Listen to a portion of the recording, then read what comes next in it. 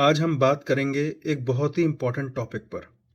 Stroke के science कैसे पहचानें? मतलब किसी को स्ट्रोक हो रहा है तो उसको कैसे पहचानें? स्ट्रोक एक मेडिकल इमरजेंसी है। अगर सही टाइम पर पता चल जाए तो काफ़ी हद तक हम परमानेंट डैमेज बचा सकते हैं और जान बच सकती है। स्ट्रोक के साइंस याद करने का सबसे आसान तरीका है फास्ट। फास्ट का मतलब है एफ से फेस यानी चेहरा, ए से आर्म यानी कि बाजू या हाथ, एस से स्पीच यानी कि बोली या बोलने में दिक्कत, और टी से है टाइम यानी कि वक्त। सबसे पहले चेहरे पर ध्यान दें। अगर किसी का चेहरा एकदम से टेढ़ा हो जाए तो अलर्ट हो जाइए।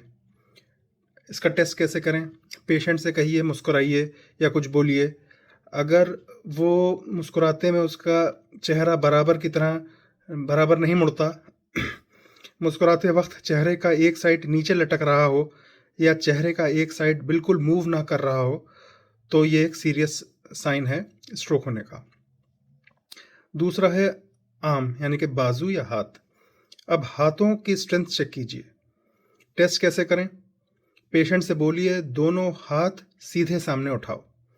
अगर एक साथ धीरे धीरे नीचे गिर जाता है या एक हाथ बिल्कुल उठा ही नहीं पाता है या दोनों हाथों में थोड़ी काफ़ी वीकनेस है, एकदम क्लियर है कि ये वीक है, तो ये एक इम्पॉर्टेंट साइन है स्ट्रोक का।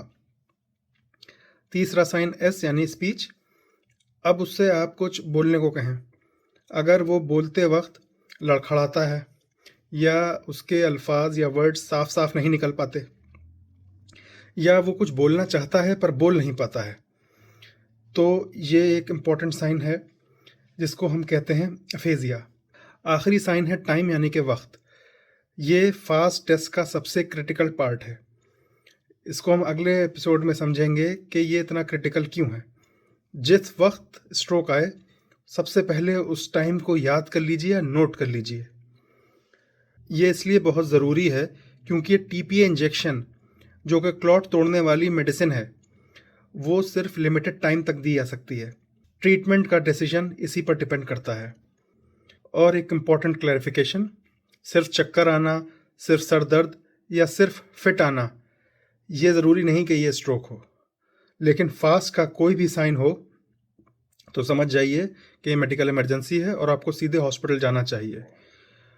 और एक और बात, ये मत सोचिए कि इसको हम बाद में कर लेंगे या सुबह देखेंगे, कुछ घंटे रुक के देखेंगे। ये क्लियर इमरजेंसी है, आप सीधे सीधे हॉस्पिटल जाएं।